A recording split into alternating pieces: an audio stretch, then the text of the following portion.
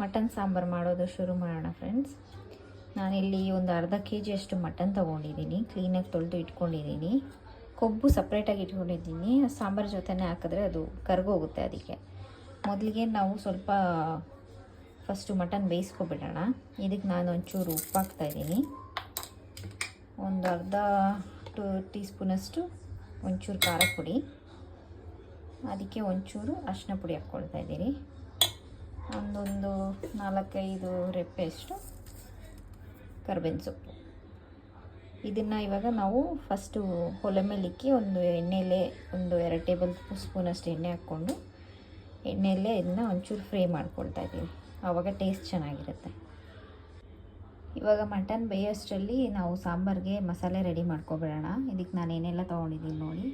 ಒಂದು ಹಿಡಿಯಷ್ಟು ಪುದೀನ, 1-2 ಈರುಳ್ಳಿ, 1 ಬೆಳ್ಳುಳ್ಳಿ, ಒಂಚೂರು ಕೊತ್ತಂಬರಿ, 1 ಟೊಮೆಟೊ, ಒಂಚೂರು ಬೆಳ್ಳುಳ್ಳಿ, ಒಂದು 2-3 ಚಕ್ಕೆ ಲವಂಗ ತೊಗೊಂಡಿದ್ದೀನಿ. ಇವಾಗ ಇದಿಷ್ಟನ್ನು ನಾನು ಎಣ್ಣೆಲಿ ಹಾಕಿ ಫ್ರೈ ಮಾಡ್ತಾಯಿದ್ದೀನಿ. ಫ್ರೈ ಮಾಡ್ಕೊಬಿಡೋಣ.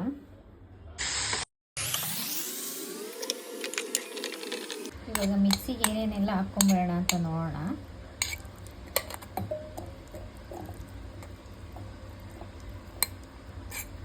ಹುರಿದಿಟ್ಕೊಂಡಿರೋಂಥ ಎಲ್ಲ ಇಂಗ್ರೀಡಿಯೆಂಟ್ಸ್ ಹಾಕ್ಕೊಬಿಡ್ತಾ ಇದ್ದೀರಿ. ಇದಕ್ಕೆ ಇವಾಗ ತುರಿದಿಟ್ಕೊಂಡಿರುವಂಥ ಒಂದು ಚಿಕ್ಕ ಕಪ್ಪಷ್ಟು ಕೊಬ್ಬರಿ ಹಾಕ್ಕೊಳ್ತೀನಿ. ನಾನು ಒಣ ಕೊಬ್ಬರಿ ಹಾಕ್ಕೊಂಡಿದ್ದೀನಿ ನೆನೆಸಿ. ನೀವು ಬೇಕಿದ್ರೆ ಹಸಿ ಕೊಬ್ಬರಿನೂ ಹಾಕ್ಕೋಬೋದು. ನಿಮಗೆ ಎಷ್ಟು ಸಾಂಬಾರು ಬೇಕಾಗುತ್ತೋ ಅಷ್ಟು ನೀವು ಕೊಬ್ಬರಿ ಹಾಕ್ಕೋಬೋದು. ಅದಕ್ಕೆ ಒಂಚೂರು ಕೊತ್ತಂಬರಿ ಹಾಕ್ಕೊಂಡು ಇವಾಗ ಇದನ್ನು ಫೈನ್ ಪೇಸ್ಟ್ ಮಾಡ್ಕೊಂಬಿಡೋಣ. ಇವಾಗ ನಾನು ಮಟನ್ನ ಕುಕ್ಕರ್ಗೆ ಹಾಕ್ಕೊಂಡಿದ್ದೀನಿ. ಅವಾಗೆ ಬೇಯಿಸಿ ಇಟ್ಕೊಂಡಿದ್ರಂತಲ್ಲ, ಸ್ವಲ್ಪ ಎಣ್ಣೆಲಿ ಫ್ರೈ ಮಾಡಿ ಆ ಮಟನ್ನ ಇವಾಗ ಕುಕ್ಕರ್ಗೆ ಹಾಕ್ಕೊಂಡಿದ್ದೀನಿ. ಇದಕ್ಕೇ ಇವಾಗ ಅವಾಗೆ ಸಪ್ರೇಟಾಗಿ ಇಟ್ಕೊಂಡಿದ್ರಲ್ಲ ಕೊಬ್ಬು, ಸೊ ಅದನ್ನು ಹಾಕ್ಕೊಬಿಡ್ತಾ ಇದ್ದೀನಿ. ನೀವು ಬೇಕಿದ್ರೆ ಪಾತ್ರೆಯಲ್ಲೇ ಮಾಡ್ಕೋಬೋದು. ಸೊ ನಾನು ಸ್ವಲ್ಪ ಚೆನ್ನಾಗಿ ಬೇಯಲಿ ಮಟನ್ನು ಅಂತೇಳಿ ಕುಕ್ಕರ್ಗೆ ಹಾಕ್ತಾಯಿದ್ದೀನಿ. ಇವಾಗ ಚೆನ್ನಾಗಿ ರುಬ್ಬಿಟ್ಕೊಂಡಿರೋಂಥ ಮಸಾಲೆ ಅವಾಗೆ ಅದನ್ನು ಹಾಕ್ಬಿಡ್ತಾಯಿದ್ದೀನಿ. ಇದೆಲ್ಲ ಆಲ್ರೆಡಿ ಫ್ರೈ ಆಗಿದೆ, ಸೊ ಹಸಿ ಸ್ಮೆಲ್ ಇರೋದಿಲ್ಲ. ಒಂಚೂರು ನೀರು ಹಾಕಿ ಇವಾಗೆಲ್ಲ ಆಡಿಸ್ಕೊಂಡು ಹಾಕ್ಕೊಳ್ತಾ ಇದ್ದೀನಿ. ನೀವು ಇದಕ್ಕೆ ಮಸಾಲೆನ ಸರಿಯಾಗಿ ಬೇಯಿಸಿಲ್ಲ, ಫ್ರೈ ಮಾಡ್ದಿರ ಹಾಕ್ಕೊಂಡ್ರಿ ಅಂದರೆ ಮಟನ್ ಸಾರಿಗೆ ಹಸಿಯಾಗಿರುತ್ತೆ, ಚೆನ್ನಾಗಿರೋದಿಲ್ಲ. ಇದಕ್ಕೆ ಒಂಚೂರು ಕೊತ್ತಂಬರಿ ಹಾಕಿ ಇವಾಗೆಲ್ಲ ಇನ್ನೊಂದು ಸರಿ ಮಿಕ್ಸ್ ಮಾಡಿ ನೋಡಿ. ಮಸಾಲೆಗಳು ನಾನು ಏನೂ ಹಾಕ್ತಿಲ್ಲ, ತುಂಬ ಟೇಸ್ಟ್ ಚೆನ್ನಾಗಿರುತ್ತೆ ಹಂಗೆ ಬರೀದೇ ಮಾಡಿಕೊಂಡ್ರೆ ನೀವು. ಇವಾಗ ಇದನ್ನು ಮುಚ್ಚಿಬಿಟ್ಟು ಇನ್ನೊಂದು 2-3 ವಿಸಿಲ್ ಕೂಗಿಸ್ಕೊಂಡ್ರೆ ನಿಮ್ಮದು ನಾಟಿ ಸ್ಟೈಲ್ ಮಟನ್ ಸಾಂಬಾರು ರೆಡಿ ಆಗುತ್ತೆ.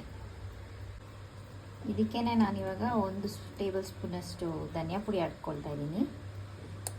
ಒಂದು ಅರ್ಧ ಸ್ಪೂನಷ್ಟು ಗರಂ ಮಸಾಲ. ಗರಂ ಮಸಾಲ ಆಪ್ಷನ್ನು, ನಿಮ್ಗೆ ಬೇಕಿದ್ರೆ ಹಾಕ್ಕೋಬೋದು.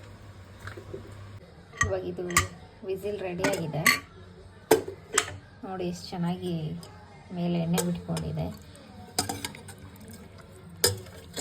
ಅಷ್ಟೇ, ಮಟನ್ ಸಾರು ರೆಡಿ ಇದೆ. ಬಿಸಿ ಬಿಸಿ ಮುದ್ದೆ ಮಾಡ್ಕೊಂಡು ತಿನ್ಬೋದು.